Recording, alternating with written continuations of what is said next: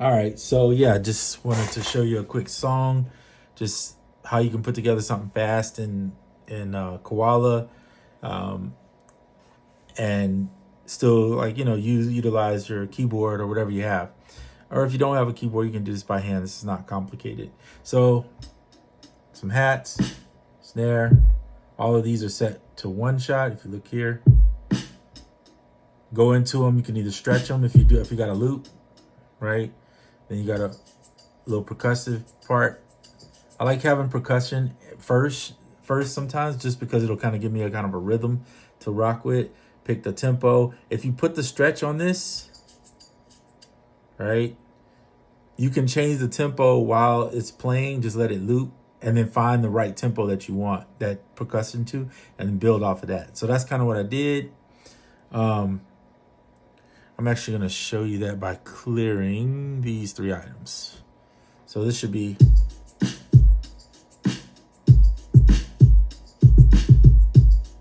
That's just me playing the drums in. It's not a big deal. Simple pattern. Okay. Then what I did was I found one-shot samples that I'm using for my instruments. So I have a bass. That's going to be the key sound. And this one's very similar but a little different. And it's going to be the lead. Tonality is a great option as a slide over if you want to, in Koala, if you want to use it to play the chords. So I did that.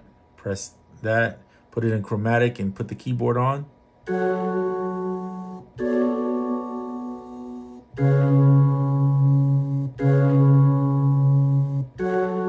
Played that into it, right? Then I memorized what the key notes are by looking at each note in here and figuring out, okay, that's a sharp, that's a flat, you can figure out what the scale is. So I know that this scale has 7 notes in it, right? By finding what notes are in here. So you have a C sharp or D flat, D, E, F sharp, G sharp, A flat, I'm sorry, A, and then B. And that's the 7 notes. Right? So that can be my melody, and lead can be made up with those 7 notes. Play them anywhere across the keyboard. Okay, so I put the chords in. Before I played the melody in that, I used the bass line. Bass line, pretty much I'm following the 3 notes. I played 3 chords: F sharp minor, B minor 9, D flat 7. Right? Those 3 chords. So all I gotta do is find the root notes of those chords and play that in the bass. So for instance, on the bass, let's do this.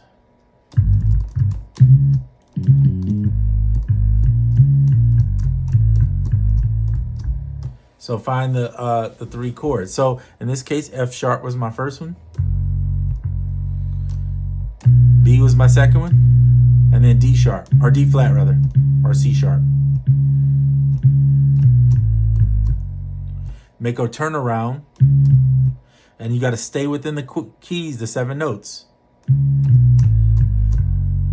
Okay, that's a quick turnaround. So then I played that, and then you come up with this. And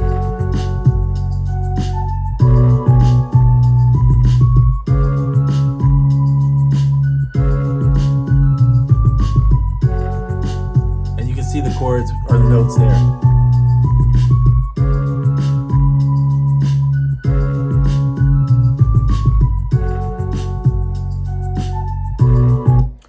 And what I like to do is I'll make 2 different patterns, right? An A and a B, or however you want to call it. For me, I would call it a hook and a verse, or a verse and a chorus, or however you want to call it. So like you might have one, like we're going to erase the bass in here, right? We're going to go clear the bass out. And we're going to put the bass in here, but we're also going to clear out, I don't think I have the melody in here. Yeah, let's clear out the melody. All we want to do is a simple bass line this time. So what we're going to do is just play, well, I have to get back in there.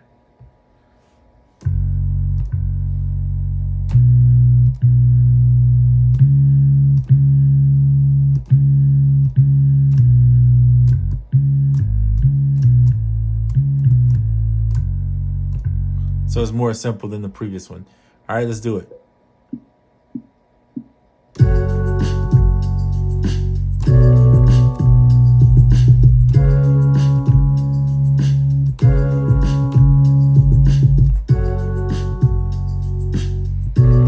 kept it even simpler than the previous. Now I'm gonna trigger this one.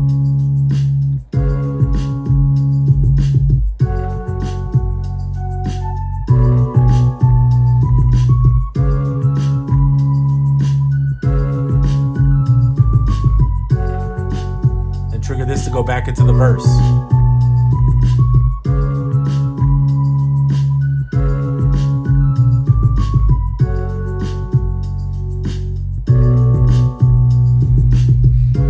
And then like for a breakdown,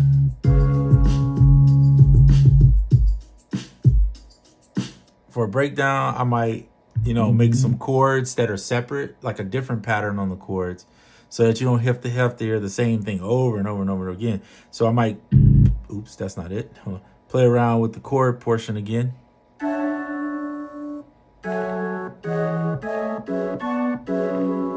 like that.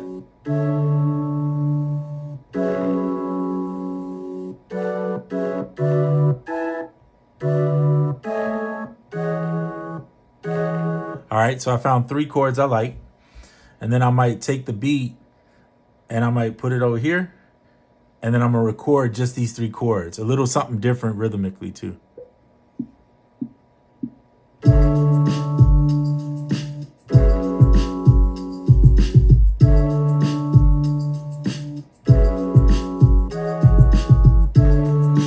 like that. I don't know.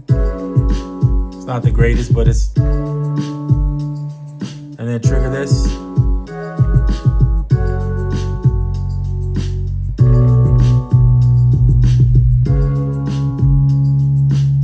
I'll let it play twice. And then trigger the chorus again. So now you kind of got a bridge. It's not the best bridge, but it's whatever. I'm just showing you a quick way to do it. Back into the...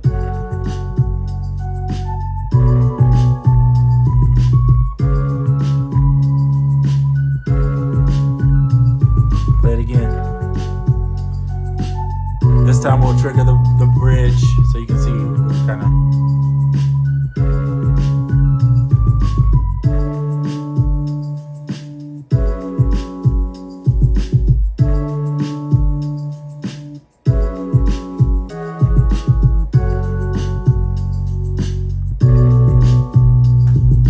All right, you want to add to this, you could probably add a bass line to it, at least to follow it so it has a bass line, right? So those chords were D, so I went to D.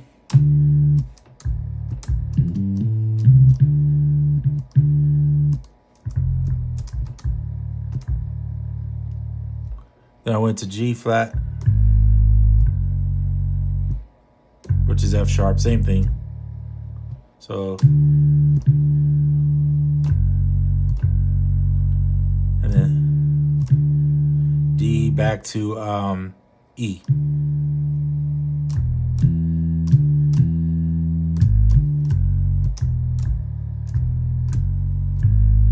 So I have to figure out what sounds right with it. So play it. I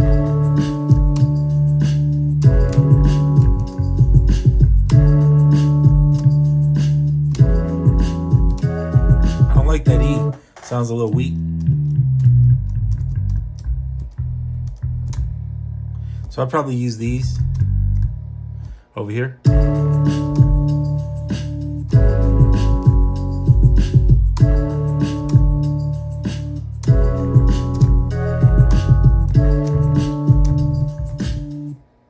Let's record this real quick.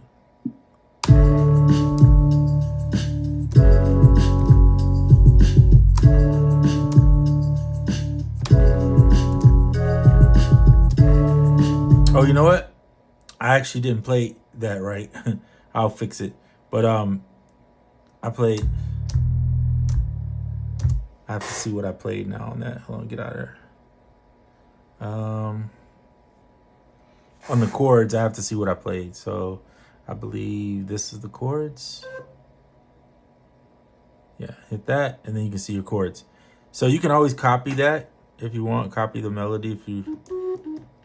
So it looks like I played D, G, D. I'm just following the notes off of there. And then I went back to D. And then this is an E, but it's got but the chords inverted, or the notes inverted. So what I'm gonna do to make this work, I think you can still do that in here, is just do that and copy it. And then go to the chords, or the bass notes.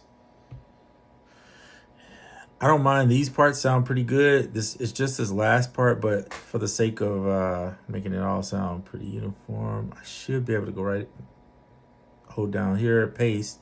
There's the notes. Okay, so these were, I have to figure out where they pasted at. So I'm gonna go back into the chords. Is this the chords? Okay, so that is, yeah, so D.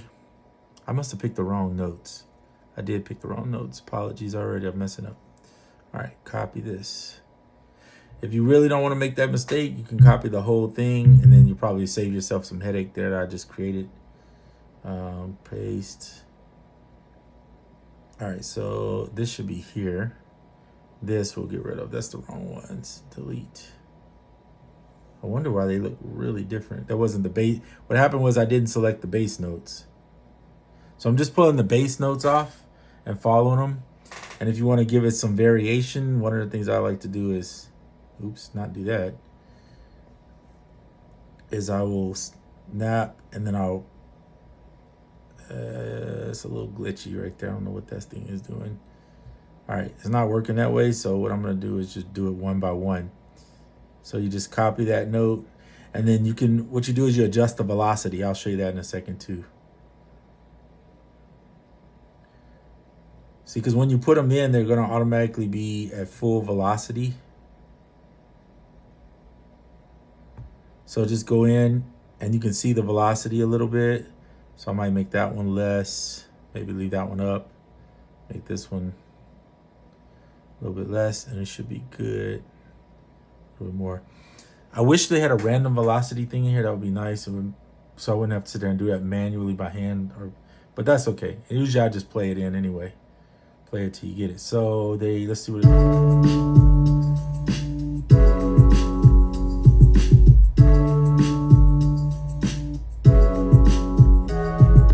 I'm not hearing the bass. Go right here. For some reason, I'm not hearing the bass come in, so let's just play it. See, it's not playing.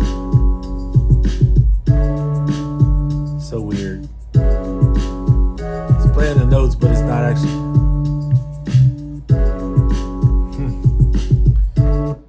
Well, it's definitely there. By the way, if you want that to sound a little bit deeper in bass, you could always change the tone here and make it a little bit, oh no, cancel that. Go back in here. But for some reason, it's not actually playing these notes in the bass. So oh, I see why, because it's too low, it can't register it. So let's do this, we'll copy it. We'll pull it up to copy everything. See, I like to be able to, let me use the pencil and see if that'll help with it. There we go, we're moving it. There we go. All right, cool. Now let's see.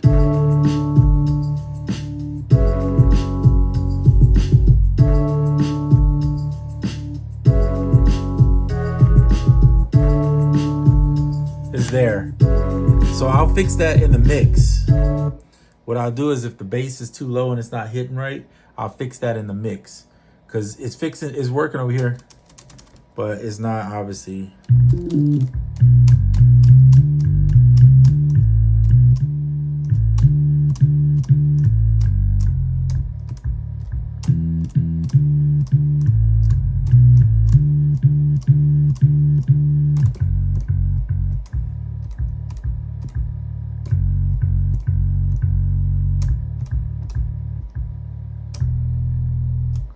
Okay, because that's a really low bass, so you just can't hear the way it's mixed.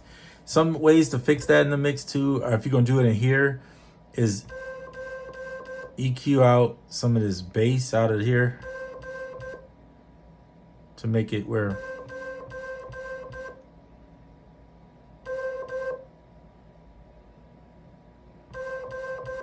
EQ your sounds.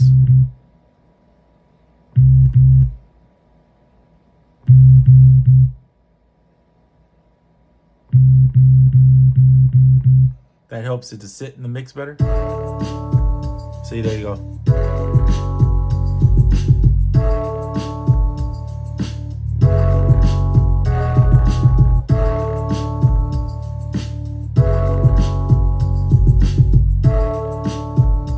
Much better. So we go back to the verse.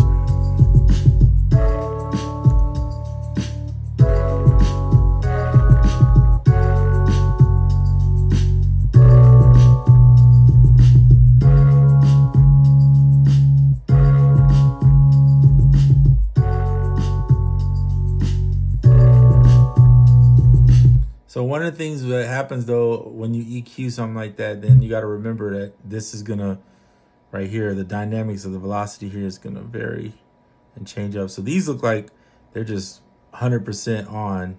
So you might have to go in and do some like adjust the velocities on some of these notes.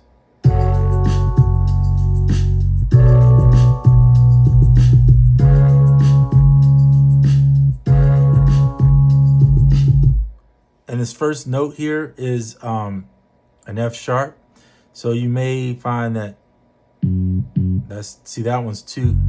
You need the low note.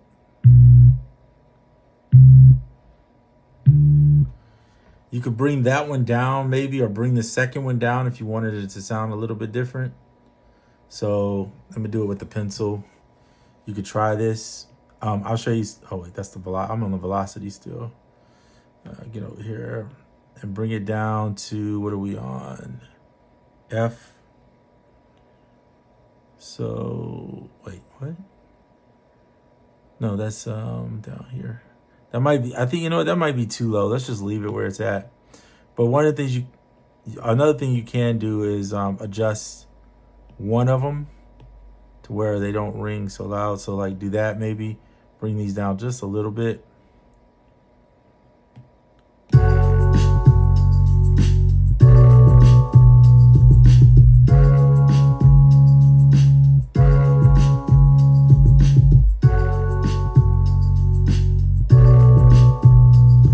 In my opinion, because like if you play a bass, every note's not perfectly on like that 100%. You might even adjust the notes a little bit. You can turn the snap off and turn it to something like a 30-second or even free. I usually use free, and I'll just highlight them all. And so you might just go in, and I like to zoom in so I'm really seeing it, and I'll just slightly nudge them off the grid.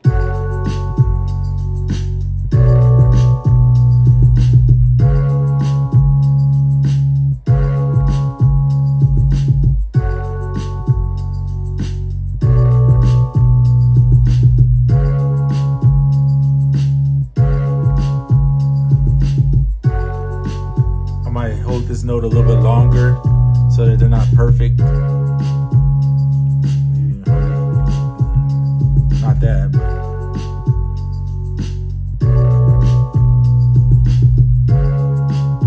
if you turn this to free,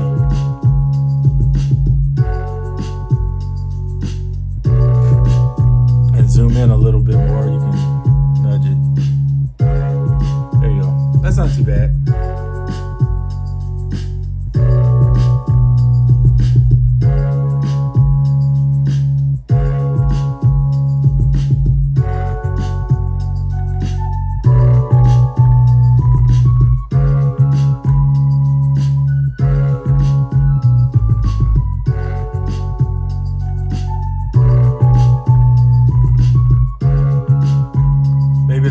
Too much, so pull the lead back a little bit.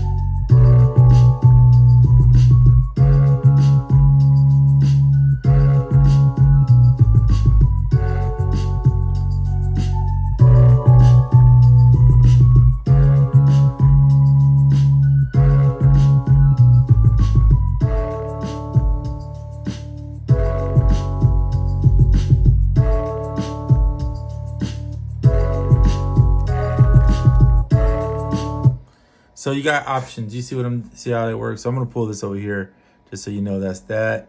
I'd like to keep mine in different orders. So like this is the chorus, this is this, right? And then this is just the drum. So we can get rid of that now because I pretty much have what I need.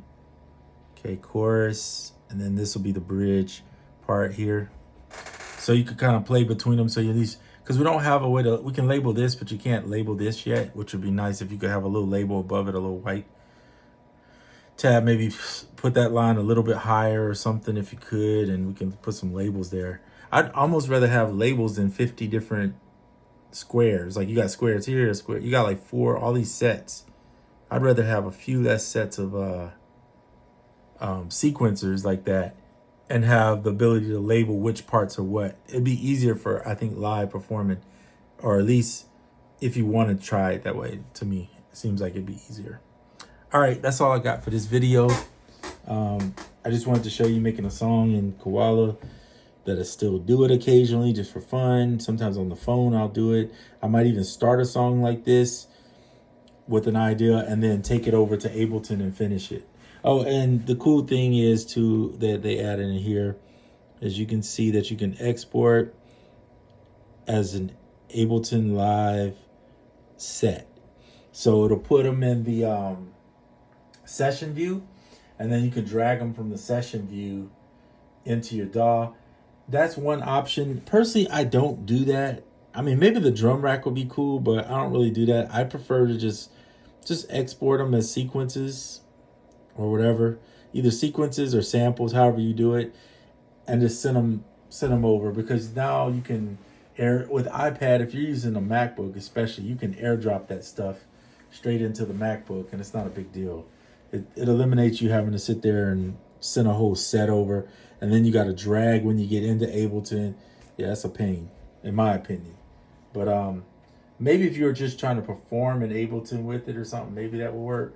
But I don't really use Session View that much. I really prefer to create in the arrangement view. But that's just me. Each person got their own vibe. So that's it for this video. I just wanted to show you that little workflow in Ableton and options that you have. And I think all of them are valid to some degree, depending on what your use case is. All right, I'm out.